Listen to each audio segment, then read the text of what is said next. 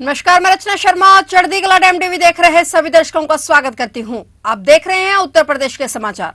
Allahabad high court की लखनऊ खंडपीठ के आदेश के बाद प्रदेश की योगी सरकार ने बड़ा फैसला लेते हुए करीब 16,000 गैर मान्यता प्राप्त मदरसों को बंद कर दिया है। इसके बाद मानकों को पूरा करने वाले मदरसों यूपी बोर्ड, सीबीएसई और या फिर आईसीएसई से मान्यता प्राप्त स्कूलों की तर्ज पर होंगे। और हालांकि जो मदरसे मानकों को पूरा नहीं करते हैं वे बंद होंगे और वहां पढ़ने वाले बच्चों का एडमिशन सरकारी स्कूलों में कराया जाएगा। अगर जरूरत पड़ी तो ऐसे बच्चों का दाखिला निजी विद्यालयों में भी करवाया जा सकता है। यदि फिर भी बच्चे दाखिले से वंचित रहते हैं तो नए स्कूल खोलने पर भी कमेटी विचार करेगी। गौरतलब है कि करीब 16,000 मदरसों में तकरीबन 13,05,000 बच्चे रजिस्टर्ड हैं। उत्तर प्रदेश में लखनऊ की एक विशेष सीबीआई अदालत ने हाई प्रोफाइल राजू पाल हत्याकांड में 7वें आरोपी इसरार अहमद को आजीवन कारावास की सजा सुनाई। कोर्ट ने आरोपी अहमद पर 1,09,000 रुपए का जुर्माना भी लगाया है। अहमद 29 मार्च को अदालत में पेश नहीं हुआ था, जब मामले के अन्य 6 आरोपियों आबिद, फरहान अहमद, जावेद, गुलहसन, रंजीत पाल और अब्दुल कवी को आजीवन कारावास के साथ साथ 11,65,000 रुपए के संयुक्त जुर्माने की सजा सुनाई गई थी। उसके खिलाफ गैर जमानती वारंट जारी किया गया था और उससे संबंधित सजा की मात्रा पर बहस टाल दी गई थी। शीर्ष अदालत ने सीबीआई को मामले में नए सिरे से जांच करने का भी निर्देश दिया और यह भी निर्देश दिया कि निचली अदालत मुकदमे को शीघ्रता से समाप्त करे। लखनऊ के चौधरी चरण सिंह हवाई अड्डे पर सीमा शुल्क अधिकारियों की हिरासत से सोने की तस्करी के संदेह में हिरासत में लिए गए 30 यात्रियों के भाग जाने के बाद 8 अधिकारियों को उनके कर्तव्यों से मुक्त कर दिया गया है। घटना मंगलवार की है। सीमा शुल्क विभाग के प्रवक्ता ने बताया कि 8 अधिकारियों को बदल दिया गया है। राजस्व खुफिया निदेशालय से सूचना मिलने के बाद पता चला कि कुछ यात्री संयुक्त अरब अमीरात से 3 करोड़ 5 लाख रुपए के अवैध सोना और सिगरेट लेकर आ रहे हैं और सोमवार सुबह शारजा लखनऊ उड़ान से उतरने के बाद संदिग्धों को हवाई अड्डे पर हिरासत में लिया गया। डीआरआई ने विमान से उतरे 36 यात्रियों को हिरासत में लिया और पूछताछ की। एक महिला समेत कुछ यात्रियों ने पेट में सोना छुपाने की बात कबूल की। इसके बाद डीआरआई ने यात्रियों को सीमा शुल्क विभाग में स्थानांतरित कर दिया और हालांकि अन्य संदिग्ध हिरासत से भागने में सफल रहे और 30 यात्रियों के भाग जाने के बाद 8 अधिकारियों का तबादला कर दिया गया है।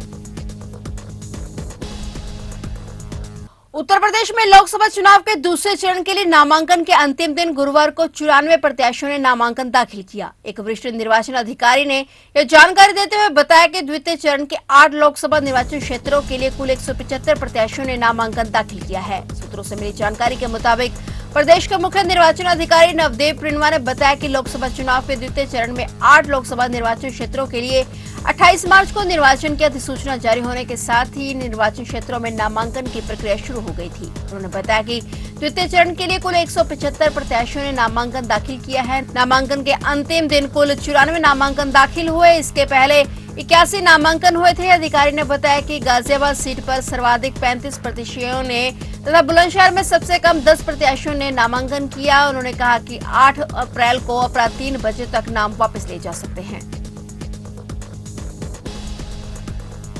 रामनगरी अयोध्या में राम मंदिर की स्थापना के बाद हर रोज भारी संख्या में श्रद्धालु यहां पर पहुंचते हैं और रामलला के दर्शन करते हैं। लोकार्पण के बाद अब तक करीब 1.5 करोड़ लोगों ने रामलला के दर्शन किए हैं। अब रामनवमी मेला आ रहा है।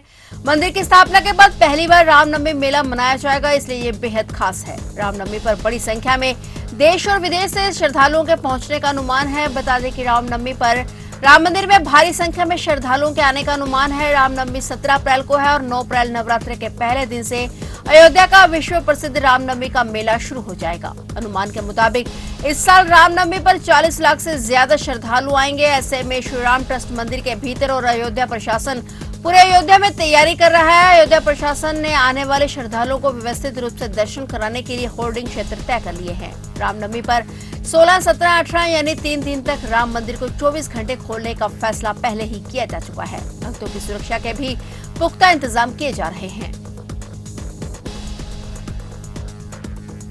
वाराणसी के मंडुआवडीह थाने के महेश्वर इलाके में दो अलग अलग घटनाओं में आज तड़के एक यात्री बस और एक ट्रक में आग लग गई। संयोग अच्छा था कि बस में सवार 70 यात्रियों को मंडुआवडीह थाने की पुलिस ने सुरक्षित बाहर निकाल लिया। वहीं ट्रक में लदे हुए 15 लाख रुपए के अंडे नष्ट हो गए। दोनों ही वाहनों में आग लगने की वजह प्रथम दृष्टया शॉर्ट सर्किट बताई जा रही है। झारखंड के दुमका से 70 दर्शनार्थी बस से अयोध्या जाते हुए वाराणसी आ रहे थे। भोर में लगभग 3 बजे महेशपुर के पास चलती बस में अचानक आग लगी। बस में लगी आग देख समीप ही मौजूदा पुलिस कर्मियों ने ओवरटेक कर उसे रुकवाया और उसके बाद बस में सो रहे सभी यात्रियों को नीचे उतारा गया। इस दौरान महेशपुर में वाहनों का आवागमन रोक दिया गया था और आग पर पूरी तरह काबू पाने के बाद आवागमन शुरू करवाया गया। इसके थोड़ी देर बाद महेशपुर इलाके में ही एक ट्रक में आग लग गई और आग पर जब तक काबू पाया जाता तब तक उसमें लदे अंडे नष्ट हो चुके थे।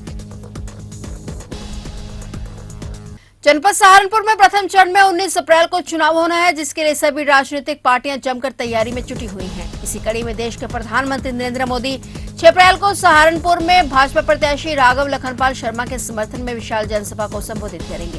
पीएम नरेंद्र मोदी का यह कार्यक्रम दिल्ली रोड स्थित राधा स्वामी सत्संग मैदान में आयोजित होगा। चुनावी रैली को सफल बनाने के लिए भाजपा नेता जुट गए हैं। वहीं इस चुनावी जनसभा में लाखों लोगों के पहुंचने की संभावना जताई जा रही है। फिलहाल उत्तर प्रदेश के समाचारों में इतना ही और नए समाचारों के साथ फिर से हाजिर होंगे। तब तक के लिए देखते रहिए चढ़ती कला टाइम टीवी और अब मुझे दीजिए इजाजत। धन्यवाद।